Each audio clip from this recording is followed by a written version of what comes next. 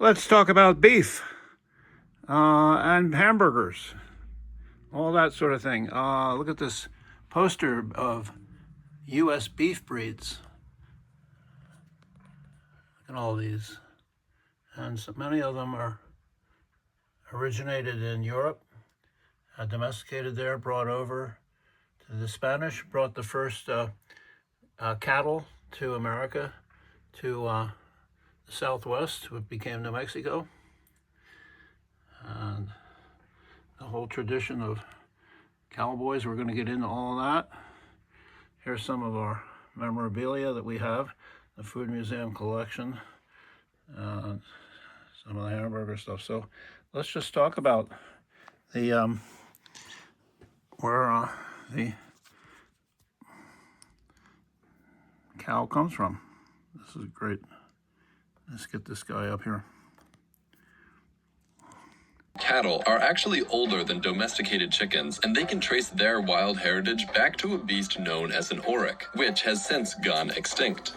But we still know what they look like because they are one of the most common images to have been recorded as cave paintings. Yeah, they look a lot like cows, that's kind of the point.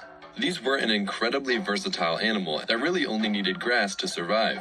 Because of this, they basically originated anywhere with grass, and their range spreads all the way from Western Europe through Asia all the way to China.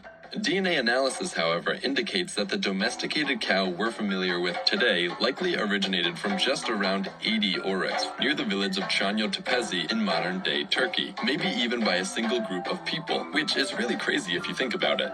Cows that came out of this domestication event are called taurine cows, and sometimes mistakenly called European cows. A second domestication event happened, however, which resulted in Indocene cows, which, if you couldn't tell by the name, happened near the banks of the Indus River in modern-day Pakistan. These look notably different from most cows we're used to, featuring, among other things, a large hump on their back. Instead of cows, these can also be called zebu, and not everyone agrees that they should be considered the same as cows, but at least genetically speaking, they're essentially the same animal. Cows are also thought to be one of the oldest forms of currency, and if we still used them, India would be the richest country on Earth, hosting over 300 million of them, or roughly 30% of the world cow population, and Brazil would be second with 232 million, or 23% of all the cows. And yet, YouTube refuses to pay me in cows, and Patreon doesn't even let me make a choice to receive donations in cows. Pig also used to be the... Really like that that website. I'll put a link to that. I think it's GeoPro. This is it's like a 1923 Encyclopedia of Food, and here's some of their pages about beef. Yeah, the different cuts. There you can see them also. Where are the different...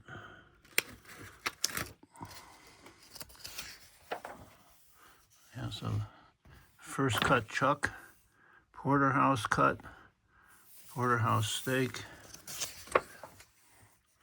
What do you got here? Extra port, hip sirloin,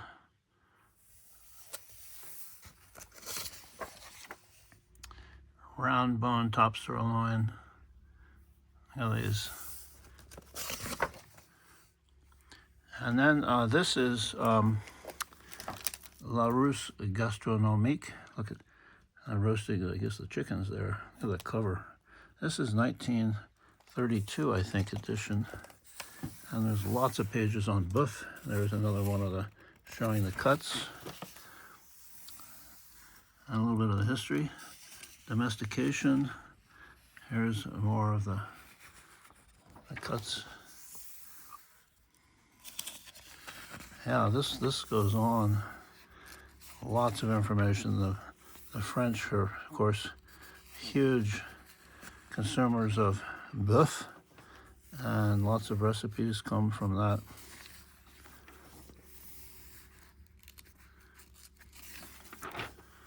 Look at these. Look at this. All right, so moving on.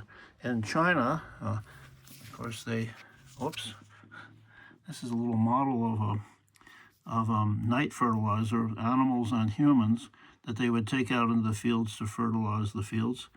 This is this wonderful ceramic porcelain steer that we have in the collection. So here's a slideshow I put together. I've learned a lot about hamburgers and preparing for this show, and the Tartar connection. Look at that. Nomadic Mongol warriors led by Genghis Khan needed portable, high-energy food. They allegedly placed scraps of beef or mutton under their saddles, tenderizing the meat through friction and heat while riding, and so they would be able to stop and have much more tenderized, ready-to-eat meal. That minced raw meat was introduced to the Russians when they invaded, and then it became known as steak tartare. And then the Germans started traveling to that part of Russia, and they acquired something. They started tasting this, brought it back to Hamburg, which is where they started cooking it, not eating it raw, although people still eat steak tartare raw, ground beef. And then it came over to the States, where a number of people are claimed to have originated the Hamburg sandwich, as it was known, and popularized by initial establishments like the White Castle system, which was started, I think, in the 20s, offering very cheap, look at that, 5-cent hamburgers. That was one of the first chains. All of this was made possible because of the invention by this guy, Karl Drais, German, who invented the meat grinder, hand cranked, and of course, hamburger is from processed meat like this. And the other rise of the hamburger and basically people eating beef in general in America came from the fact that after the Civil War, there were lots of longhorn cattle in South Texas that had been almost turned wild because of the ranchers had to go fight in the war. So once the railroads got developed and reached Kansas, they were driving the cattle up to the train to reach the railheads in Dodge and other places, and then these trains would carry the cattle to Chicago, where they were developed into, established into these feedlots. And it's a basic purpose of a feedlot to increase the amount of fat gained by each animal. Of course, this is still a huge industry as possible. If animals were kept confined, rather than being allowed to range freely over grassland, they would gain weight more quickly and eventually with the added benefit of economic scales. And so these feedlots concentrated around the railheads in Chicago, and then companies started processing the beef. Not only were they feeding and fattening up the beef, they were fattening, and the company that was this most leader of this was started by Gustavus Swift, who started Swift and Company. So they had the feedlots, and then they had the slaughterhouses right there in the processing centers. And then this guy, not only did he pack the meat, but he developed a system of refrigerated rail cars that would take the freshly slaughtered and processed meat to markets in the East. And you can see here, average time from killing to cooler, 25 minutes. So they were very proud of the fact that this company was so efficient in turning the feedlot cattle into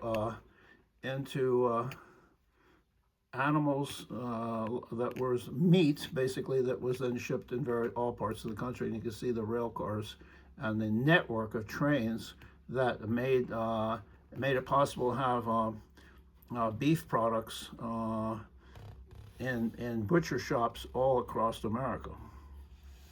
This is a summary by a student in I think in late, I don't know when it was, but this is a thesis for American origins and consequences of the American feedlot system, and I'll put a link to this one.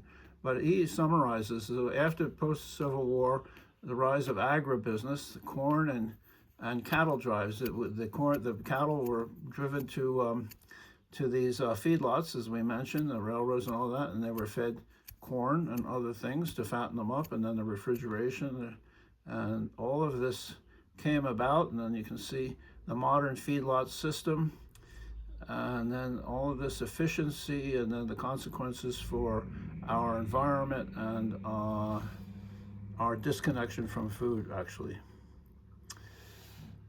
So look, originally the hamburger shops were these small stands. They sprang up in a bunch of places in the country. They all had the names of the owner. Here's Tommy's. This was one out in California. You can see the Mission Orange. It's one of the products that he had.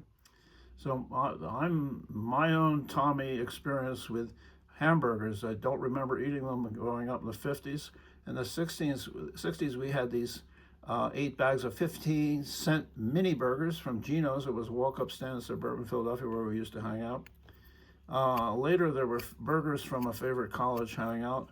And then in Italy, we were kind of homesick for American food, and we found a vendor, a stall in the Milan Galleria selling American-style hamburgers. Then in the 70s, hamburgers were available to businesses that catered to Americans, a large American community in Brussels at the time. In the 80s, we used to prepare burgers occasionally at home from fresh ground beef, or we ate burgers and shakes from Roy Rogers, a company not around anymore. But I don't think we ever went to McDonald's or these other burger chains, but Roy Rogers was a favorite. I think we loved the strawberry shakes as well. And then I stopped eating beef in the late 90s during the mad cow disease, which was cows were being fed animal parts to supplement the protein that they were getting, and this caused the spread of disease. And then there was a variation that spread to humans, and people were dying from it. And I just stopped eating beef altogether from then on. This is a great map showing the origin of national fast food chains. You can see McDonald's over there in the California area, and some of these other companies that specialized in hamburgers, and not just hamburgers, but particularly hamburgers. Look at this. This map shows the Great American Burger Chain map. So Hardee's was in certain places in the Rocky Mountain North, and McDonald's, you can see where they dominate, and In-N-Out, for instance, is very popular in Southern California. So it shows you some of these companies. Even though McDonald's and the big companies were spread all across the country, people had their favorites, and the national chains, or many of them were regional chains. Out here where we live, you can see the green part in Texas, and New Mexico is Whataburger. Whataburger is one of the popular ones. So I didn't know much about this, but there was a big burger war between McDonald's and the other big company, fast food company producing burgers. And here you can see 1937, Dick and Mac McDonald started their first restaurant, and the new logo, I always think that's French fries. And they became a multi-billion-dollar company with 119 countries. Look at that. And their mascot was Ronald McDonald, the clown, very child-friendly. And then their big competitor was Burger King, which started in 1954, and they were famous for their Whopper, a really big hunk of meat. And then they developed their character, the King, the Burger King. I got him over here. Well, I'll show you him in a minute. And they started this competition and all sorts of advertising to compete with McDonald's. So here's the original designs, characters for the McDonald's characters, and they were very friendly. There was the mayor. You see here's the mayor of Burgerville, I think, and then there was the burglar, rustler. He stole burgers, and they're very, very kid-friendly things. Unlike Burger King, who was, I guess, dealing with trying to get attention more of adult audience. And one of these is this guy is the Burger King is a very spooky, creepy guy looking in on this woman. It looks like she's in some hotel room or something. And but he reaches out and hands her a Whopper, a double Whopper, which she obviously is enjoying. And then they start dancing. Look at him there in the window, and they're dancing with his hand in there. So, but this was not a success, and it was kind of creeping people out. So they went, they redesigned the Burger King to be a much more friendly guy. Here he is. And so the burger wars continued, and then it was added to other companies got into it. The Big Boy, here's the Big Boy over here. You got the Big Boy. He's really, I'll show him in a minute. And then there was Wendy's, among the many companies that got into it.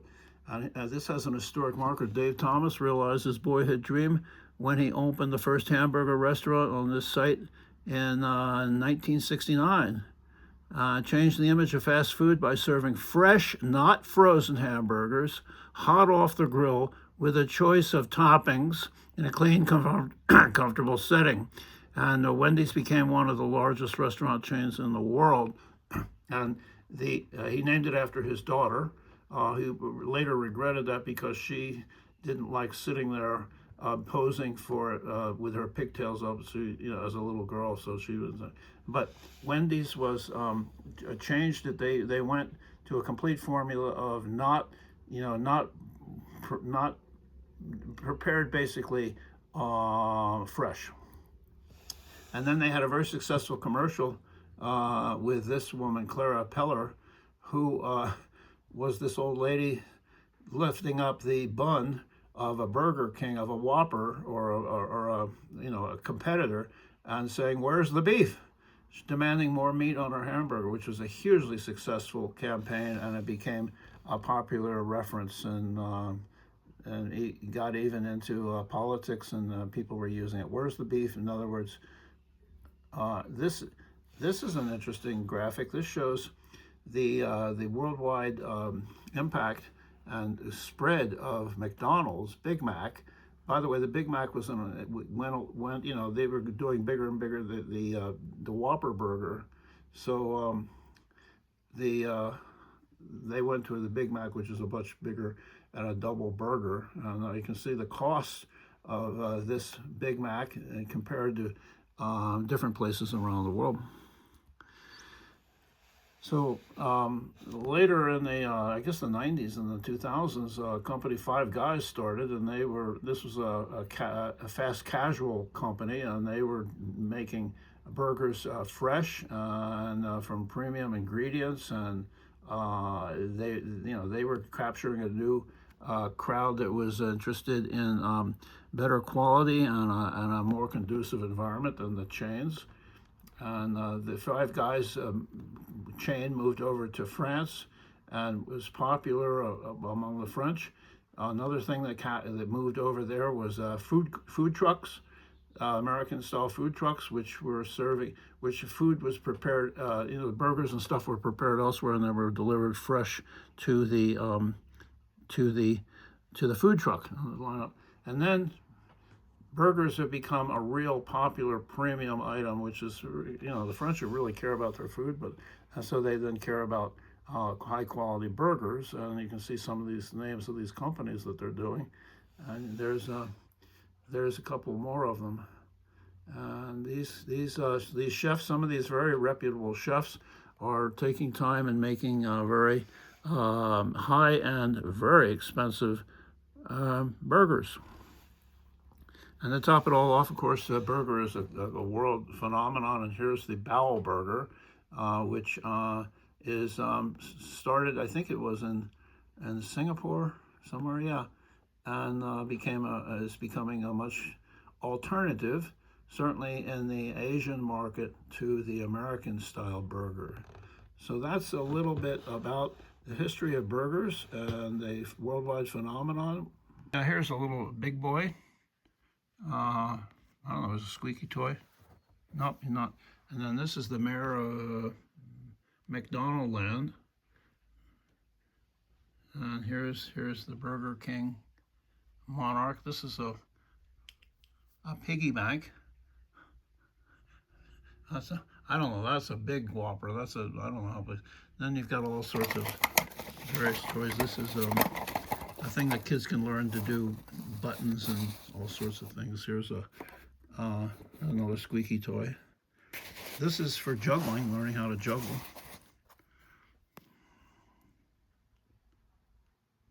Here's the world record holder for hamburger memorabilia.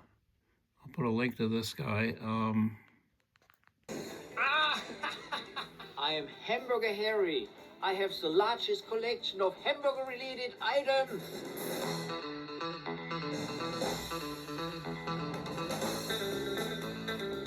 About 28 years ago, I wanted to take a realistic picture with a hamburger, French fries, a basket, and a soda. I went through about 4, 5, or 6 different hamburgers, and when I was done, these hamburgers were on my desk. A friend of mine walks into my office and says, "Hey Harry, are you collecting hamburgers now?" And I said, "No, I don't, but maybe I should." That's how everything started.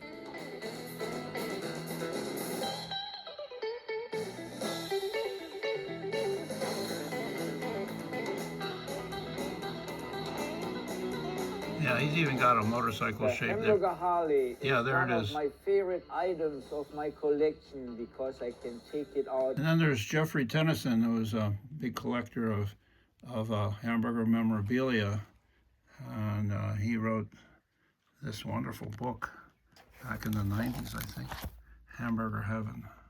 And it's really well done, and I learned a lot from this book. Yeah, he's got put together a list of burger restaurants on the road, specializing in some of them are real. Here's some of his collectibles. So it's a beautifully done book, but it's also good history, and he's just covered every subject, including the architecture of these places. So I highly recommend this book. And yeah, it's a little dated. It's from, I think, the 90s, but it's really good on the history, especially the early history of burgers and these businesses. He's really done a lot of research, and really like it. So this is our show on beef, cattles, and we're going to be doing a show on pigs, ham, another one on chickens. So if you like these shows, you can subscribe, you can tell your friends, you can share information, leave us a note, and we'll see you again next time. Oh, I'm going to be doing some shorts on this subject too as well. So yeah, see you again next time. Thanks for joining us. Bye.